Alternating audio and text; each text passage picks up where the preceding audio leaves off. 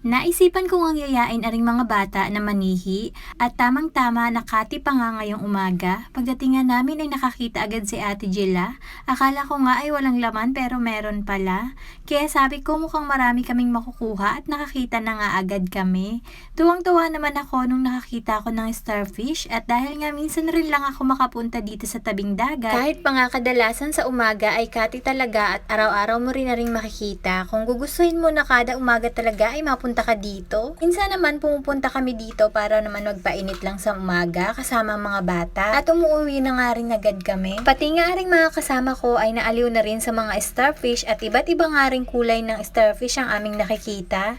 Sabi nga nila kung nakakain nga lang daw aring starfish ay anong dami na daw naming nakita. At hindi na nga rin kami nakapanihi at kung ano-ano na nga lamang ang aming nakita. Bukod nga rin siguro sa hindi naman talaga kami marunong manihi ay siguro ay wala nga din talaga. At pati nga ibang mga maninihi dito ay mukhang akaunti din talaga ang kanilang mga nakuha.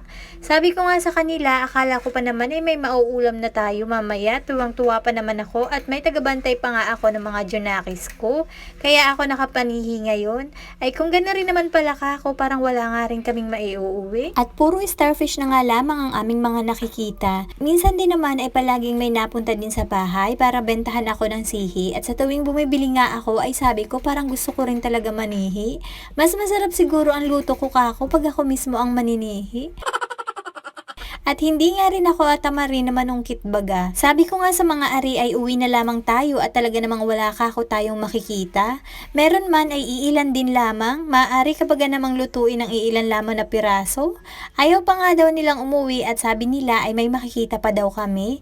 Kaya naman naghanap-hanap pa nga rin hanggang sa niyaya pa nga ako ng mga ari sa Balinggawan. Medyo malayo-layo nga rin sa amin yon at awan baga naman at ako yun napasunod din sa mga ari. Sabi ko pa naman ay hindi ako pwedeng lumayo para kung sakaling umiyak na ang aking mga junakis ay makakauwi nga rin ako agad. Sabi pa nga nila sa akin ay saglit din lamang daw kami doon at marami nga rin daw sihi. Sigurado daw na may pang-ulam na kaming madadala. Sa kagustuhan ko nga rin na makarating doon kaya siya sige kako at doon na tayo madayo ng paninihi. At hindi nga naman kami nagkamali at marami nga namang sihi kami ditong nakuha. Maliit nga lamang pero pwede na rin. Hindi ko nga napansin na palobat na pala ang phone ko kaya hindi na kami nakapag-video pa habang naninihi. Nakailang oras nga rin kami sa kakapanihi at nung uwi ko nga ng bahay ay ari nga si Jello at natakasan na naman nga namin.